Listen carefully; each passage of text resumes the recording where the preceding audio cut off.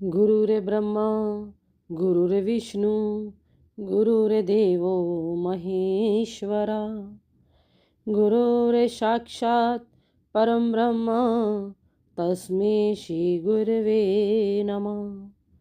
श्री बांके बिहारी लाल की जय, राधा रानी सरकार की जय। प्रिय बंधुजनों, आज माघ मास का 7वां अध्याय। चित्रगुप्त ने उन दोनों के कर्मों की आलोचना करके दूतों से कहा कि बड़े भाई कुंडल को घोर नरक में डालो और दूसरे छोटे भाई विकुंडल को स्वर्ग में ले जाओ, जहाँ उत्तम भोग है।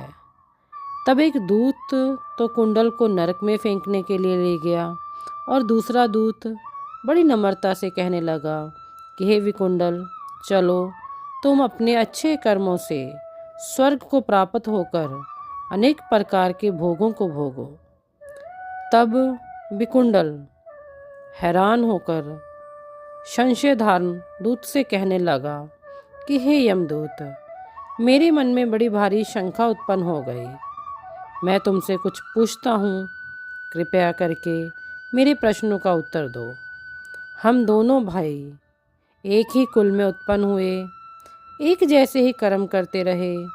दोनों भाइयों ने कभी कोई शुभ कार्य नहीं किया, फिर एक को नरक क्यों और दूसरे को स्वर्ग किस कारण प्राप्त हुआ? मैं अपने स्वर्ग में आने का कोई कारण नहीं देखता। तब यमदूत कहने लगा कि हे विकुंडल, माता पिता, पुत्र, पत्नी, भाई बहन से सब संबंध जन्म के कारण होते हैं और जन्म कर्म के भोगने के लिए ही प्राप्त होते हैं। जिस प्रकार एक वृक्ष पर अनेक पक्षियों का आना होता है, उसी तरह इस संसार में पुत्र, भाई, माता, पिता का भी संगम होता है। इनमें से जो जैसे जैसे कर्म करता है, वैसा वैसा ही फल भोगता है।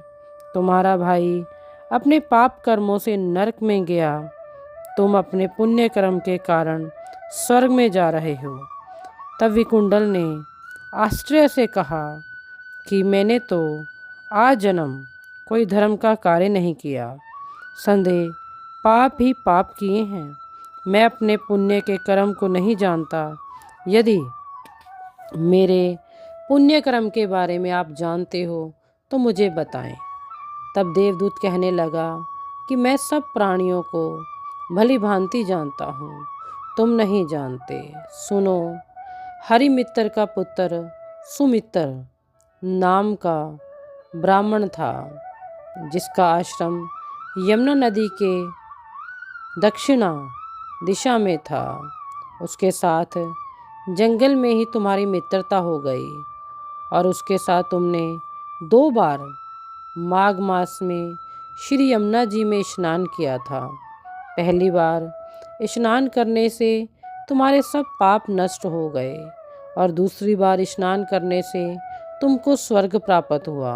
सोहे तुमने 2 बार माघ मास में स्नान किया, इसी के पुण्य के फल से तुम्हें स्वर्ग प्राप्त हुआ है और तुम्हारा भाई नरक को प्राप्त हुआ है। दत्तात्रेय जी कहने लगे कि इस प्रकार वह भाई के दुखों से अति दुखित होकर नम्रतापूर्वक मीठे वचनों से दूतों से कहने लगा कि हे दूत, सज्जन पुरुषों के साथ 7 पग चलने से मित्रता हो जाती है और यह कल्याणकारी होता है।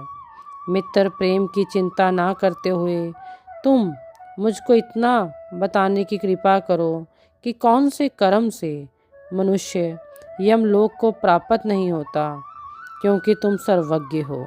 प्रिय बंधुजनों, आज की कथा से शिक्षा मिलती है कि किया गया थोड़ा सा पुण्य कार्य, की गई सत्संगति हमें हर पाप से मुक्त कर देती है। बांके बिहारी लाल की जय, राधा रानी सरकार की जय।